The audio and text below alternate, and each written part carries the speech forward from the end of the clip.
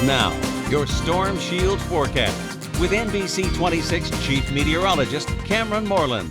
Today was the third straight day that Fond du Lac had high temperatures in the 90s.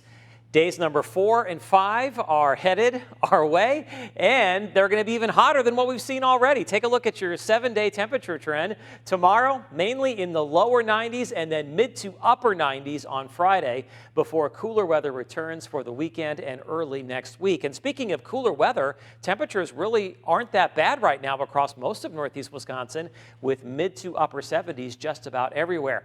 In the valley, it is 75 degrees. We've got mostly cloudy skies. We've had some showers and thunderstorms moving through. It is 79 right now in Green Bay, and the dew point has dropped out of the 70s. We've had dew points in the 70s for most of the day, but now that dew point has dropped back down into what is considered humid, but it's going to be going back up again. In fact, by tomorrow afternoon and evening, we will be looking at dew points that'll be considered awful in the mid to upper 70s. We've had quiet weather for most of the day, but there have been a few showers and thunderstorms out there. As we zoom in just a little bit closer, you can see we had some heavy thunderstorms across parts of Fond du Lac County. We've got a dying thunderstorm over Lake Winnebago, some showers here from Appleton down towards Chilton, and then we have another thunderstorm near Clintonville. After that, not a whole lot going on, but you can see some showers starting to pop here across northern Iowa and southern Minnesota. That is expected to turn into a large thunderstorm complex that's going to roll across the state later on tonight into tomorrow morning.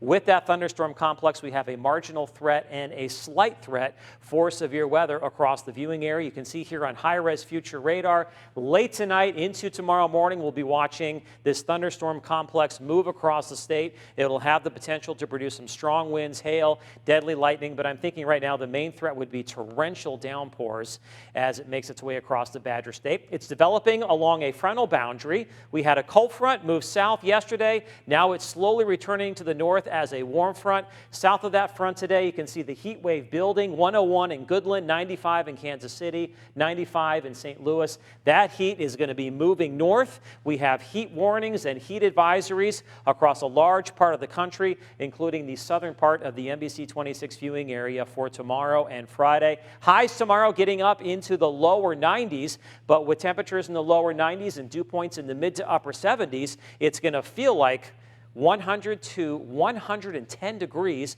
tomorrow afternoon, and that heat and humidity and the fact that that frontal boundary is going to be close by could lead to additional thunderstorms as we head into tomorrow evening and tomorrow night. There is a slight risk for severe weather across the area once again, and that means we'll be looking at the potential for short-lived and or scattered severe thunderstorms. Friday is going to be the brunt of this heat wave. Highs will be in the mid to upper 90s across the area, but heat index values could get as high as 111 or 113 in some spots. So your forecast for tonight calls for warm and muggy conditions. We're going to have a big thunderstorm complex move across the area late tonight into tomorrow morning. That'll linger tomorrow morning before we break into sun and clouds by the afternoon with additional thunderstorms possible tomorrow evening. Look for highs in the lower 90s, mid to upper 90s on Friday, some late day storms. Then we cool down over the weekend. Showers and thunderstorms on Saturday. Chance for a shower or a thunderstorm on Sunday. Highs only in the 70s to around 80. And then cooler and drier and less humid for early next week.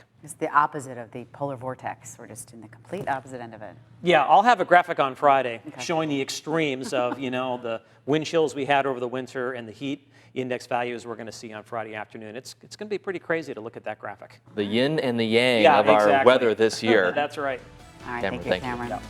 Well, losing your job is almost always tough, especially with short notice. Coming up, how some companies are stepping in to give local truckers a new gig. Stay with us.